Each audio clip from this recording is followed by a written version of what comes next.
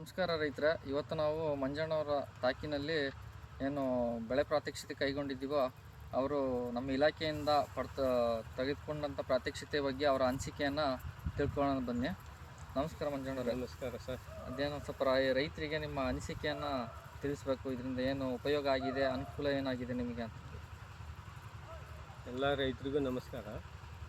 ನಾವು ಹೊಳೆಹೊನ್ನೂರು ಮಂಜಪ್ಪ ಅಂತೇಳಿ.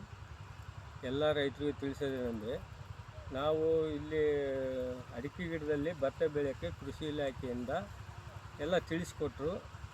ನಾವು ಇಷ್ಟು ದಿವಸ ಎಲ್ಲ ಮೆಕ್ಕೆಜೋಳ ಹಾಕಿದ್ವಿ, ಗಿಣಿ ಕಾಯೋಕ್ಕಾಗಲಿಲ್ಲ.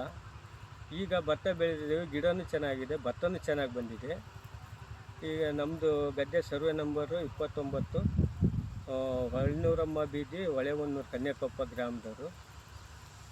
ಈಗ ಅವ್ರ ಮಾಹಿತಿ ಪ್ರಕಾರ ಎಲ್ಲ ಬೆಳೆದು ಅವರು ಬಂದು ವೀಕ್ಷಿಸಿ ನೋಡಿ ಚೆನ್ನಾಗಿ ಬಂದಿದೆ, ಎಲ್ಲರಿಗೂ ಅನುಕೂಲ ಆಗಲಿ ಅಂತ ಮಾಡಿಕೊಟ್ಟಿದ್ದಾರೆ, ತಿಳಿಸ್ಕೊಟ್ಟಿದ್ದಾರೆ. ಇದೇ ಪ್ರಕಾರ ಎಲ್ಲರೂ ಮಾಡಿದರೆ ದನಿಗೆ ಮೇವಾಗುತ್ತೆ, ನಮಗೂ ಊಟಕ್ಕೆ ಭತ್ತ ಆಗುತ್ತೆ, ಗಿಡನೂ ಚೆನ್ನಾಗಿ ಬರ್ತಾವ.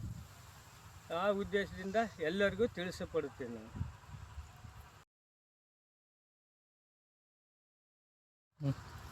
ನಮಸ್ತೆ ರೈತರಿಗೆ.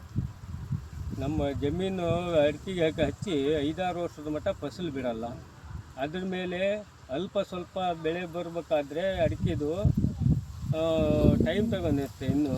ಆಮೇಲೆ ದನ ಕರುಗಳೆಲ್ಲ ಬಿಟ್ಟು ಹಾಳು ಮಾಡ್ತಾರೆ. ನಮ್ಮ ಮನೆ ದನ ಇದ್ದರೂ ಬಿಟ್ಟರು ಹಾಳು ಮಾಡ್ತೀವಿ.